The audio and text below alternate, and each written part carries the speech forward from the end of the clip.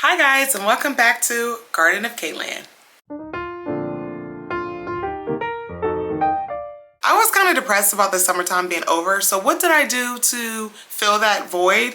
I built a fireplace. Well, me and my husband built a fireplace. It's like the home projects will never be over. I'll never be satisfied. While we were doing that, I neglected a lot of my plants. They were just kind of scattered all throughout the house. Some of them were like in closets and I just moved them all out the way. So some of them did take a hit, but they've all since kind of bounced back from that and they're doing good. So I have some new favorite plants for the month of October. Now that the month of October is nearly over, I'll go ahead and show you guys those plants, and then I'm thinking in the next video I'll do a plant tour. So without further ado, here are October's featured plants. This guy gets an award for the greatest comeback ever. I originally got it as a full plant and it was doing okay for a little while, but it very quickly lost every single leaf that was on it.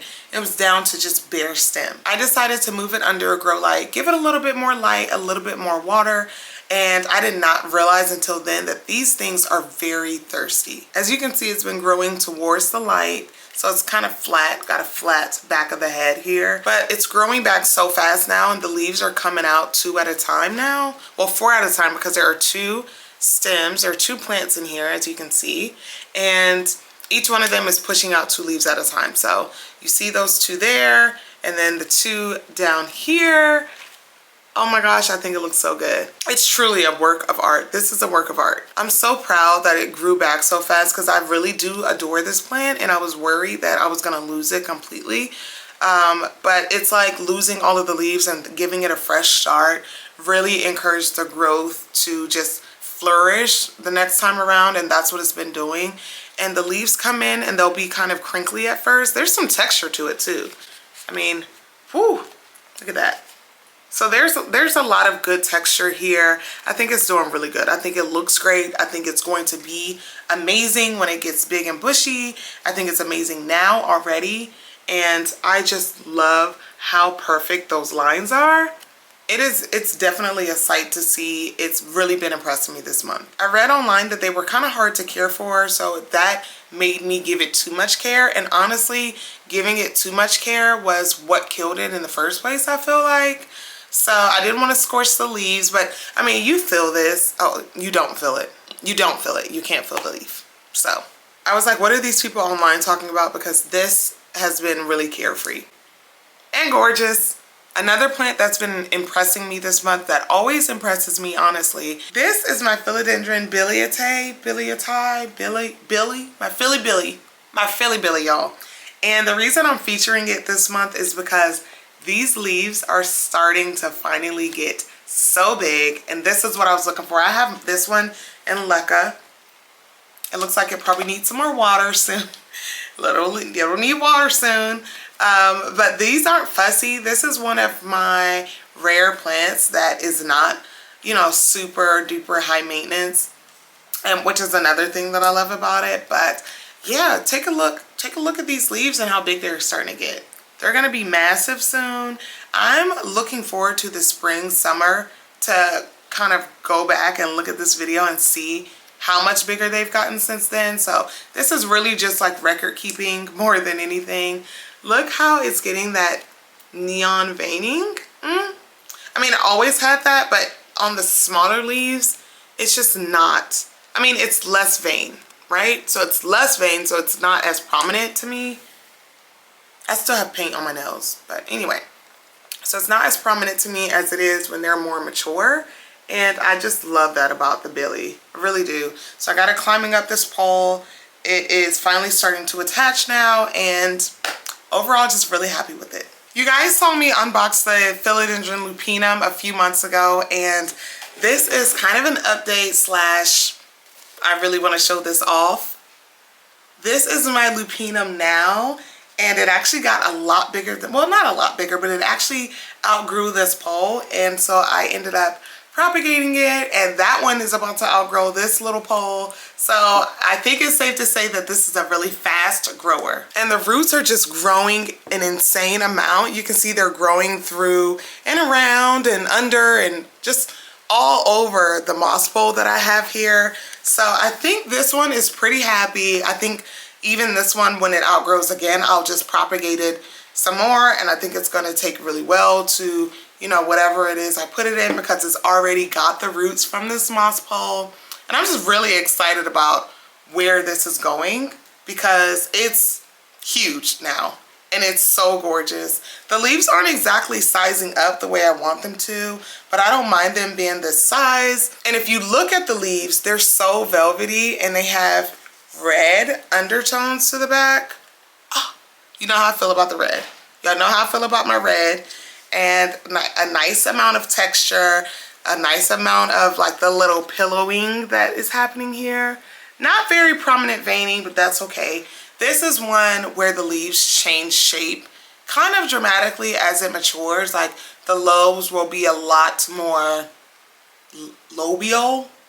They'll be more pronounced. They'll be a lot deeper. It'll be kind of an elongated heart, which I love. I love this plant. I love the Lupinum. I love this baby one that I have right here. I originally did this one for my mom, but the younger they are, the more red they are in the back, which is so awesome to me, y'all. I think I'm gonna end up propagating it some more, and then again and again and again, and maybe making it a really full pot of them. I don't know. I don't know what I'm gonna do yet. I just know that I love to look at them, and I love how fast they've been growing. Up next is an itty bitty little baby right now, but I couldn't believe that I got this for $45, and just how well it's doing now. It's not growing very rapidly, but it's not dying, so that's a plus. It's been growing this month finally. For some reason during the summer months it was kind of stagnant, but lately it's just been taken off. I haven't moved it from the greenhouse cabinet that it's been in. I don't know what it is. I honestly can't call it. Maybe a temperature thing. But this month alone, it's pushed out these 2 new leaves, and then it's got 1 more on the way. So I think that's really cool. I also think that it's really cool that the leaves have kind of like a matte sheen to them, and there are so many different colors in each leaf, which is so cool. I have such high hopes for this. I wanted it so bad for such a long time. I really still can't believe that I have it now. So I'm making sure to take extra special care of it. So I'm not overdoing anything. I'm not overdoing the light or anything like that, which could be the reason why it's not growing as fast as I want it to. But I would rather have like the slower growth than risk scorching even one of these leaves or losing one of these leaves. I bottom water it. As you can see, I have moss on the top of it just for some little extra humidity, but it's doing really good. It's doing so good. You see these really big bushy ones online, and that's kind of where I want to get with it, especially when the leaves are a lot bigger than this and that color really pops a whole lot more. I don't see any roots growing out the bottom of it or anything, so I think it's going to be okay in this pot for at least the rest of the winter. But in the springtime, I think we'll revisit it and kind of see where it's at, but so far so good. A few videos ago, I was ranting on about how trash I am when it comes to alocasias and how I just cannot get it right. So I had an Alocasia Jacqueline that was doing okay, and then the spider mites got to it and it went so downhill from there. And I want to show y'all one of the greatest comebacks ever. I think that it's doing okay now, maybe. So yeah, how exciting is that? These were the little leaves that came in first, and I had some corms from it, so I don't know how many. I thought I only put 2 in here, but there are like 3 plants growing in this pot, and I think that the secret was pon. I think the proof is in the leaf, y'all. I think that pon is the way to go when it comes to alocasias. Switching them over is kind of rough at first. You may lose a few leaves, but look at that. Look how good they're doing now. I'm so excited to see what else it's doing. It's got another new leaf coming in down there at the bottom. It went from like these little leaves, you know, decent size, to like sprouting up this big one out of nowhere. I don't know. I don't even know. I'm not even complaining. I have no answers for it. These leaves are gorgeous from the front and from the back because of that like deep purple or black that they have on them. And it's really weird to explain, but the leaves are kind of hairy, I guess. It's like the best way to put it. They're hairy, or they're not hard. It's not like a hard hairy. It's like a light fuzz, if you will. It's everything. It's everything packaged in one plant. And it's impressing me a lot this month. You guys also saw me unboxing this one on camera. It has since pushed out maybe 3 or 4 new leaves, and it's growing so well now. I love this philodendron so freaking much. It was sold to me as Adele Sinkiii, but when I look it up, it's like Adele Linksii. So I don't know. I love it though. It looks really good. It's really hardy. It's been so healthy. It's been impressing me so much. It's real thirsty though. I will say that. So I do have to keep my watering routine very, very constant with this one. Speaking of watering though, I want to talk to you guys about RainPoint. RainPoint offers a wide range of smart systems to simplify your gardening needs both inside and outside, while saving you time and money, and best of all, their products are environmentally friendly. Now, RainPoint sent me this really cool Wi-Fi controlled watering timer and some useful outdoor air humidity sensors, along with a hub that allows me to control and view them both right from my phone. All I did was set up my watering device, which by the way can be powered and charged via solar energy or by the lithium battery included along with the charging cable. I downloaded the app and set a watering schedule, and voila! My office plants are now set to be watered every Sunday at 6 a.m. for 30 seconds. And the spike inserts are a slow drip, so I'm not worried about walking to a puddle of water. This is going to be awesome when I have to leave town. And no more forgetting to water my plants. This device can be set up to water up to 10 plants at once. Game changer. Then there are my air humidity sensors. I know they're for outdoors, but I ended up putting one inside. I threw 2 AA batteries in them, and I hung one right upstairs where it's going to get the hottest and the most dry this winter. This will allow me to see when the humidity drops too low, and I can just turn my humidifier on. The other one is outside, because I'm going to get some accurate weather readings because my kids love swearing up and down that it's not cold, so they don't have to wear their coats in the winter. Oh, and by the way, the RainPoint solar irrigation system offers an early bird special of 30% off from October 30th to November 8th, and then 20% off from November 9th to November 18th. I definitely give them a thumbs up. Y'all should go check them out. And the link to their website is in the description below. With all that being said, this one has been doing really well. It's been growing very rapidly. I think that the leaves are so phenomenal. This T-shape, this crazy T-shape is out of this world to me. Not all of them have it. Like, it seems like as they mature more, they get that. So like these newer leaves, like this one right here, the newer leaves aren't gonna have that T-shape just yet. The leaves are kind of thin, like on the thinner side, but also very, I don't know, paper-like, I guess you could say. These are dust magnets, so I do have to wipe the leaves off regularly, but other than that, I have not a problem in the world with this. Like I said, I just keep up with the watering and it's going to keep rewarding me. So I'm gonna have to figure out what situation to have this one in soon, because it's gonna outgrow the spot that it's in real quick before the spring summer season. So I haven't quite figured out what I'm gonna do with it just yet. It does have, like, my least favorite part is that the stems on it are so long, and then like the leaf shape, the leaf size ratio doesn't really match the long stems. I think it's but anyway, I did propagate this. I have it propagating right now. I want to see just kind of how easy they propagate, and maybe I can fill up some of the bottom of this pot, fill that up and just make it fuller so that it's not so bare up here or down here at the bottom.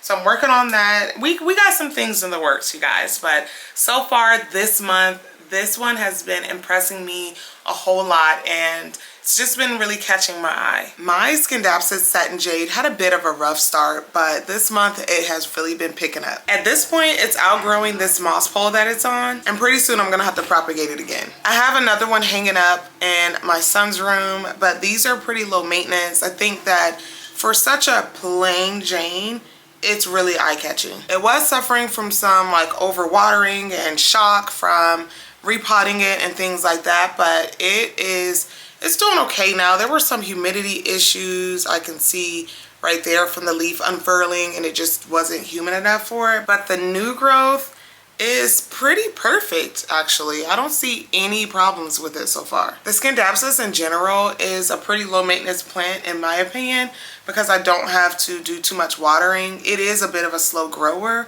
at times, but I think that is why it's so low maintenance, because it's not constantly pushing out new growth. However, this one is a bit of a different story just because it has been growing so rapidly and I don't have it in a really bright spot. So I'm kind of confused as to how it's been doing that. But this month it's doing its thing. If I seem a little bit underwhelmed about it, it's just because a lot of these leaves I'm tempted to cut off because they're just like not in the best of shape. But I decided I'm gonna leave them on because the leaf doesn't have to be perfect, you know? I think that I need to start appreciating the imperfections in some of my plants. It's just that it highlights error on my part when they're imperfect like this. It reminds me that I'm doing something wrong, and I don't really like that. So anyway, I do still love it. I really like this planter that I have it in.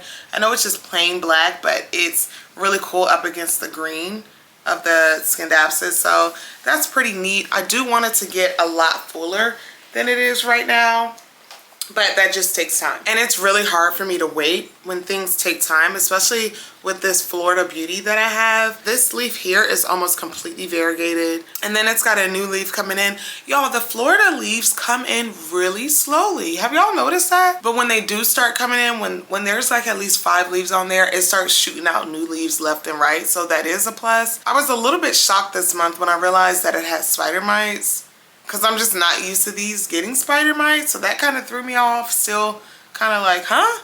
But I treated it and it's doing okay. I didn't lose any leaves or nothing like that. And I still have that new one coming in, so stay tuned for what this one's gonna be doing soon. I remember when I first got this Philodendron gigas, I could not understand or comprehend what it was gonna look like because it just wasn't doing anything, and this month it finally started doing something.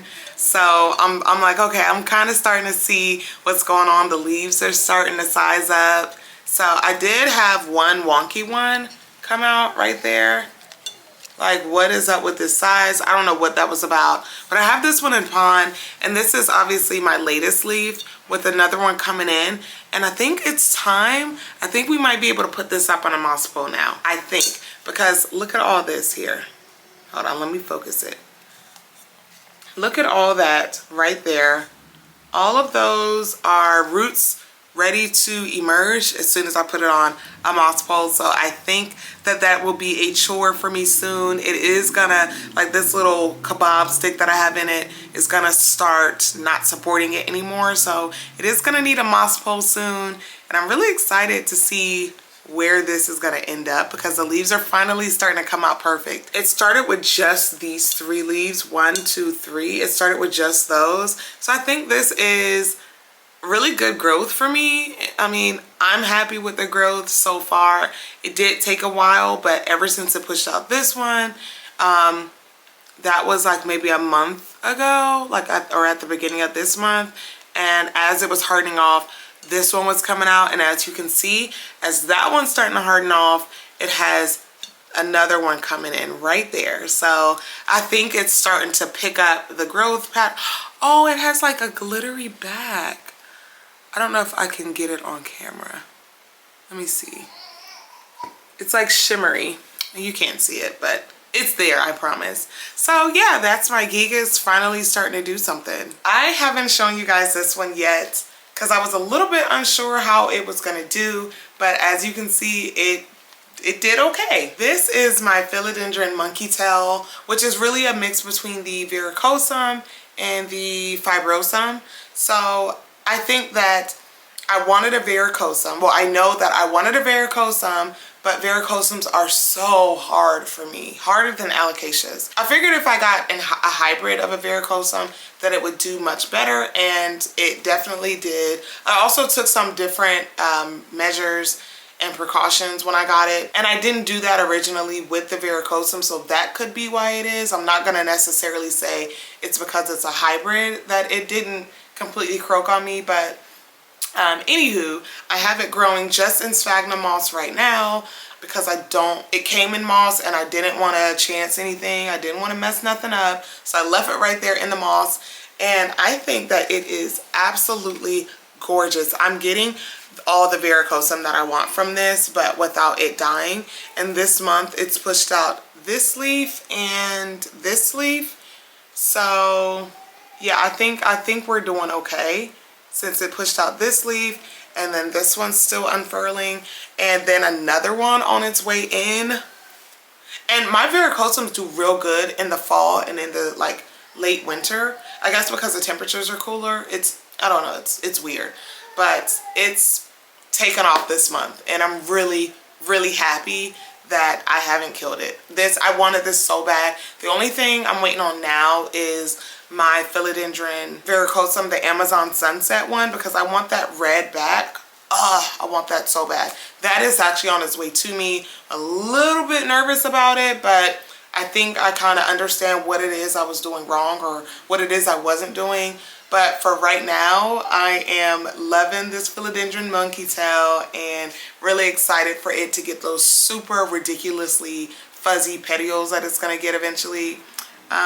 So yeah, that's where we are. This is my Ficus umbrellata, and I put it outside for the summer. So I was really concerned about bringing it in because I just knew it was going to drop every single leaf. You guys know how Ficus are. So I just wasn't really, I was prepared for that. I wasn't prepared for it to start pushing out new leaves the way it did, but it did. It still lost some leaves. Like you can see down here at the bottom, it's just all kind of tree trunk. Well, hello. Okay. Okay. Anyway, so you can see the bottom of it is just all stem or trunk, whatever you want to call it. So I kind of like it like that. I kind of don't mind it being like this. I think it's really cool looking. I'm just happy with what it's been doing, and the leaves aren't yellowing, they aren't falling. It seems to be healthy. I bottom water it whenever it does need water, and I wait for it to completely dry before I water it. You sleepy? You go see daddy? Yeah. Anyway, so over the winter, I'm just gonna leave it alone and let it keep growing if it does keep growing. But I think that it looks so cool. It's really impressing me the most because it didn't die when I brought it inside, which was like a drastic, very dramatic change for it. So I was super prepared to lose every leaf and absolutely blown away when I didn't. So that's really why I'm impressed, because it's still alive and not a single yellow leaf.